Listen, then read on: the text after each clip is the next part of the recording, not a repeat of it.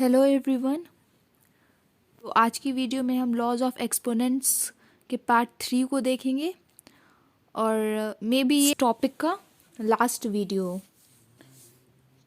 Okay, तो शुरू करते हैं। दो लॉज हम लोग ऑलरेडी देख चुके हैं कि अगर बेस सेम हो और मल्टीप्लिकेशन के केस में हो तो पावर को ऐड करते हैं। सेकेंड लॉ, बेस सेम हो और डिवीजन के केस में हो तो पावर को हम लोग सब्ट्रैक्ट करते हैं।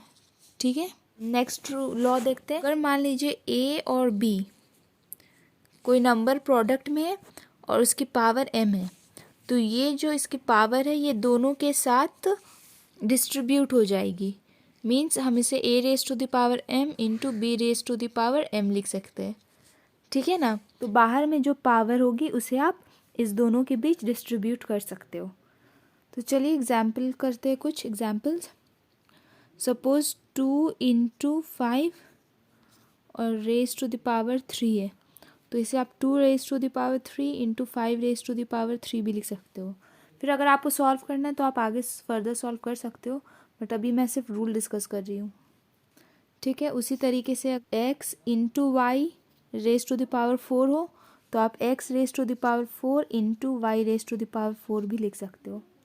ठीक है, उसी तरीके से अगर x into y raise to the power -4 है मान लो, तो ये इसे आप x raise to the power -4 into y raise to the power -4 भी लिख सकते हैं। पॉजिटिव एक्सपोनेंट नेगेटिव एक्सपोनेंट से कुछ फ़र्क नहीं पड़ता है, बस आपको जो रूल बताया गया आप जस्ट स्ट्रिक्टली उसे फॉलो करो। चलें, अब नेक्स्ट रूल देखते हैं हम लोग। अगर कोई नंबर है a raise to the power m फिर ब्रैकेट पावर n, जब इस तरीके से दो एक्सपोनेंट या दो पावर दिया हुआ रहे तो हम लोग क्या करते हैं, a raise to the power m into n।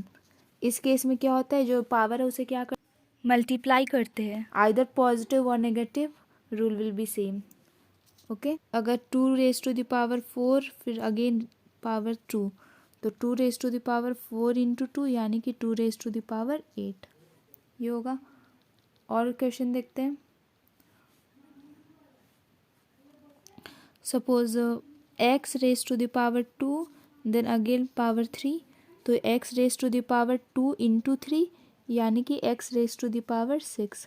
उसी तरीके से y raise to the power -2, again बाहर में 4 ले लेते हैं, तो y raise to the power -2 into 4, यहाँ पे y raise to the power -8। अच्छा, और यहाँ पे -2 इंटू 4, ये मत सोचना 4 ग्रेटर नंबर है तो ग्रेटर नंबर का साइन देके +8 दे देंगे। No, it is wrong. क्यों? क्योंकि मल्टीप्लिकेशन के केस में हम लोग ग्रेटर नंबर नहीं देखते, सिर्फ जो रूल रहता है सिर्फ उसी को फॉलो करते हैं। मीन्स यहाँ पे ये माइनस है और ये प्लस है, तो minus plus minus, just minus ही लेंगे। माइनस प्लस माइनस सिर्फ माइनस ही लेंगे और ग्रेटर नंबर का साइन इसमें नहीं लेंगे, क्योंकि मल्टीप्लिकेशन के केस में डायरेक्टली माइनस प्लस माइनस, तो -4 2 8। क्लियर है। उसी तरीके से और क्वेश्चन देखते हैं। 2 रेज टू द पावर 2 फिर अगेन -3, तो 2 raise to the power 2 into -3 यानी कि 2 रेज टू द पावर -6। उसी तरीके से अगर हम ले 5 रेज टू द पावर 6 और फिर -6 और फिर यहाँ पे -2, तो यानी कि 5 raise to the power -6 into -2, 5 raise to the power minus plus 6 2 12 ये हो जाएगा। फिर उसी तरीके से 3 raise to the power -4 bracket के बाहर 3 raise to the power -4 into 3 यानी कि 3 रेज टू द पावर -12। बस ये था। अब एक और रूल क्या है, नेगेटिव एक्सपोनेंट। मीन्स अगर आपको नेगेटिव एक्सपोनेंट को पॉजिटिव बनाना है ना, तो आप सिंपली रेसिप्रोकल कर दो। रेसिप्रोकल का मतलब तो पता ही होगा, न्यूमरेटर को डिनोमिनेटर और डिनोमिनेटर को न्यूमरेटर में चेंज कर दो। सपोज अगर मान लो 2 रेज टू द पावर -2 है, तो इसे अगर आपको पॉजिटिव एक्सपोनेंट में चेंज करना है तो नीचे में क्या है, 1 है, तो 1 ऊपर में और नीचे में 2, और अब इस बार क्या होगा, power 2 raise to the power +2। ठीक है। जब भी नेगेटिव से पॉजिटिव में चेंज करना हो एक्सपोनेंट को, ठीक है, एक्सपोनेंट, जब भी अगर आपको एक्सपोनेंट को नेगेटिव को पॉजिटिव में चेंज करना हो तो सिंपली क्या कर देना है, रेसिप्रोकल कर देना है। कैसे करते हैं, चलिए कुछ एग्जाम्पल्स देखते हैं, तो एग्जाम्पल से और अच्छे से समझ में आएगा। 3⁻⁻4 है, तो इसको क्या लिख सकते हैं, तो नीचे में क्या है, 1 है, तो 1/3 और पावर 4। आप इसे 1/3 होल पावर 4 भी लिख सकते हो। क्यों, क्योंकि 1 को जितनी दफ़ा भी मल्टीप्लाई करेंगे वैल्यू हमेशा क्या होगी, 1 ही ना। ये भी करेक्ट है और ये भी करेक्ट है। समझ रहे हो क्यों करेक्ट है, क्योंकि 1⁻4, तो 1 की पावर कितनी बार भी हो 1 ही मिलेगी हमें, तो 1 और नीचे में 3⁻4, सेम ही है ना। उसी तरीके से अगर सपोज 2/7 है ना, 2/7 और whole raise to the power -4 है, तो इसको रेसिप्रोकल कर दो तो 2/7 7/2 और यहाँ पे पावर +4 में चेंज हो जाएगा। अगर x रेज बाई वाई और रेज टू द पावर -1 है, तो ये क्या हो जाएगा, y/x और रेज टू द पावर +1। उसी तरीके अगर और देखें x raise to the power -3 है, तो आप इसे 1/x³ भी लिख सकते हो। ठीक है, ऐसा है x raise to the power -2 और नीचे में y raise to the power -3। इस तरह से अगर डिफरेंट एक्सपोनेंट हो तब भी सेम रूल है, y को ऊपर भेज देंगे और क्योंकि हमको पावर को क्या करना है, पॉजिटिव, तो ये y raise to the power 3 और नीचे में x raise to the power 2। t raise to the power 4 divided by x raise to the power 3। तो अगर आपको इसे एक साथ लिखना है तो आप t raise to the power 4 into x raise to the power -3 इस तरीके से लिख सकते हो। ठीक है, अच्छा देखो, अभी जो डिवीजन का हम लोग रूल पढ़े थे ना, ये कहीं ना कहीं इससे से ही रिलेटेड है। देखो यहाँ पे अगर हम लिखे x raise to the power 4 divided by x raise to the power 3, ठीक है, तो देखो पहला तरीका, अगर हम डिवीजन रूल लगाए, अगर हम यहाँ पे डिवीजन रूल लगाए तो x raise to the power 4 -3, क्योंकि बेस सेम है, मल्टीप्लिकेशन डिवीजन में है, तो पावर को क्या करेंगे माइनस, तो x raise to the power 1, ये डिवीजन रूल से हो गया।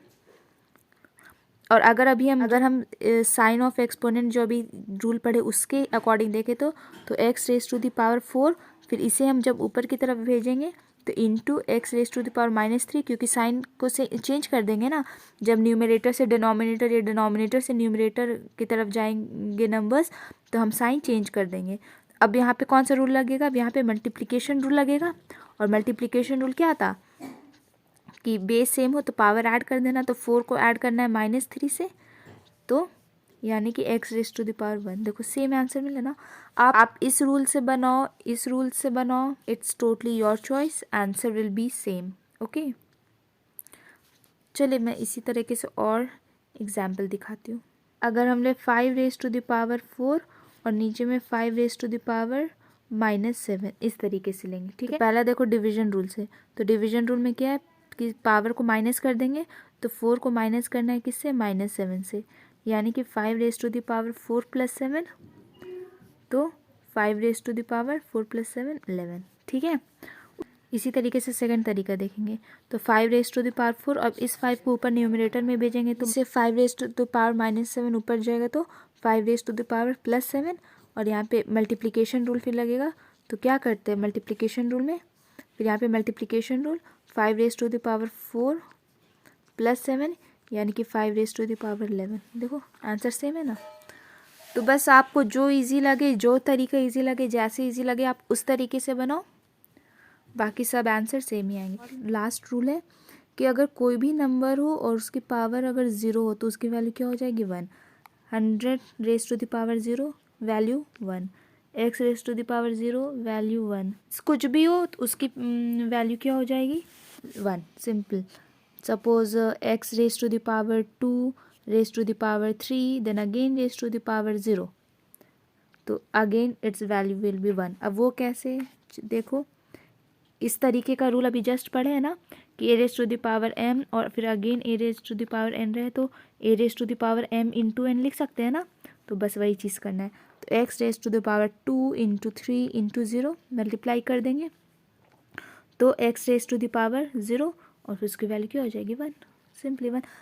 उतना सॉल्व करने ये चीज़ आप लोगों को करने की ज़रूरत नहीं है, बस इतना दिमाग में रखो, 0 हो पावर में, सिंपली वैल्यू क्या हो जाएगी 1, that's it. 2 raise to the power 4 raise to the power 100 और फिर लास्ट में रेज टू द पावर 0, क्या होगा वैल्यू 1, कुछ भी नहीं, 0 है 1 डाल दो, डायरेक्टली 1 डाल दो, कुछ भी सोचने समझने कैलकुलेट करने का ज़रूरत नहीं है, सिंपली 1 डाल दो।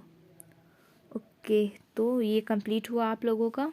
जो चीज़ भी हम लोग पढ़े हैं ना उसको रिकॉल कर लेते हैं। तो फर्स्ट क्या है, अगर बेस सेम हो, मल्टीप्लिकेशन में हो तो पावर को ऐड कर देंगे। सेकंड क्या है, बेस सेम हो, डिवीजन में हो तो पावर को सब्ट्रैक्ट कर देंगे।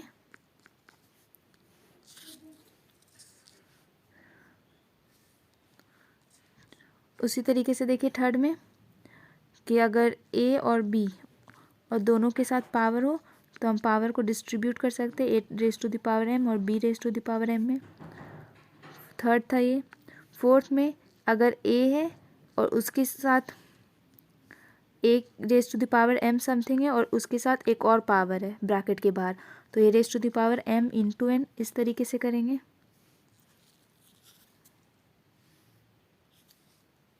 तो फिफ्थ में अगर A raise to the power minus M है तो इसको पॉजिटिव करने के लिए रेसिप्रोकल कर दो।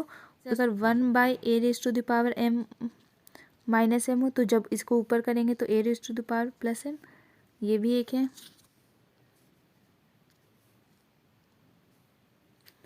उसी तरीके से सेवेंथ रूल क्या है कि कोई भी नंबर का पावर 0 हो तो उसकी वैल्यू क्या हो जाएगी 1, ए टू द पावर 0। अब ए कुछ भी हो, 100 हो, 1000 हो, कुछ भी हो, कोई भी नंबर का पावर अगर 0 है तो उसकी वैल्यू क्या हो जाएगी 1।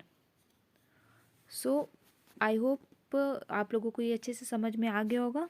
Okay, thank you, have a nice day and do share it with your friends.